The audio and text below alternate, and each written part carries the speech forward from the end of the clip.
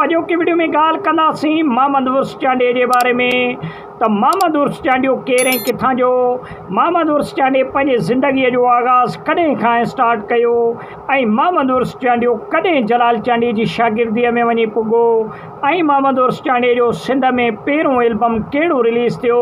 दोस्तो मोहम्मद उर्स चांडे खे टाइटल में ईअं माण्हू सॾींदा हुया त हिकु निमाणो आशिक़ फ़नकार आहे ऐं मोहम्मद उर्स चांडियो जलाल चांडे खां ॿिए नंबर ते यकतारे चपड़ीअ जो फ़नकार हुयो ऐं मोहम्मद उर्स चांडियो सिंध में हिकु तमामु घणो मक़बूल थींदड़ फ़नकार हुयो जेको सभ खां घणो जलाल चांडे खां पोइ सिंध में यकतारे चपड़ीअ खां पोइ ॿुधियो वियो ऐं यकतारे चपड़ीअ जा ॿ फ़नकार सिंध में वॾा थी गुज़रिया।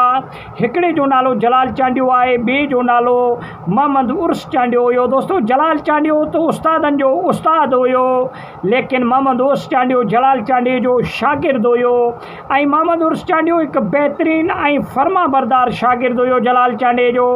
इन जे करे जलाल चांडे तमामु घणी महिनत कई उर्स चांडे ते।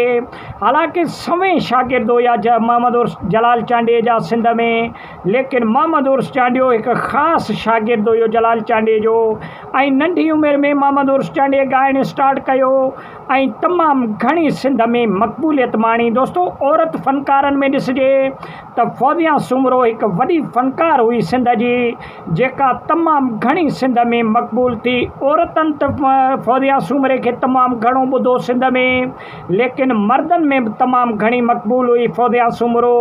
सिंध में झंग झर काछो थियो, थर थियो या ॿिया जेके इलाइक़ा कचे जा थिया उते मां जलाल चांडियो थियो, यकतारे चपड़ीअ जो राग थियो या फौदिया सुमरो थियो, उन खे माण्हुनि तमामु घणो सिंध में ॿुधो। कोयल ज़बान जो जेको आहे सो टाइटल बि मिलियल आहे फौदिया सुमरे खे ऐं हिकु निमाणे आशिक़ फ़नकार जो टाइटल मिलियल आहे मोहम्मद उर्स चांडे खे जंहिंजो आवाज़ त तमामु बहितरीनु हुयो ऐं उन पंहिंजी ज़िंदगीअ में जेके बि एल्बम कया उहे जलाल चांडे खां पोइ तमामु घणा सिंध में मक़बूल थिया। इहे टे फ़नकार हुया जिन्हनि जा केस्ट सिंध में तमामु घणा खपिया दोस्तो। ऐं उन खां अलावा जेके बि महफ़िल मौसीक़ियूं थींदियूं हुयूं, शादी जा महफ़िल थियनि, मेला मलाखड़ा थियनि, त इन्हनि टिनि फ़नकारनि खे तमामु घणो जेको आहे सो घुरायो वेंदो हुयो ऐं महिमाने ख़ासि वारो लक़ब ॾेई करे इन्हनि फ़नकारनि खे मेलनि मलाखड़नि में घुरायो वेंदो हुयो। दोस्तो अफ़सोस जी ॻाल्हि इहा आहे जो इहे टई फ़नकार पंहिंजी नंढी उमिरि में हिन फ़ानी दुनिया खां हलिया विया ऐं टिनि फ़नकारनि जूं यादूं अॼु बि जेको आहे सो सिंधी क़ौम वटि यादूं अॼु ताईं बि मौजूदु आहिनि ऐं सिंधी क़ौम पंहिंजनि फ़नकारनि खे अॼु ताईं बि विसारे न सघी आहे। दोस्तो इहे एॾा वॾा फ़नकार थिया सिंध जा जिन्हनि जो नालो अॼु 2025 में बि उहे ई माण्हू वठनि पिया ऐं ओड़ी तरीक़े सां उन्हनि जा कलाम बि माण्हू ॿुधनि पिया।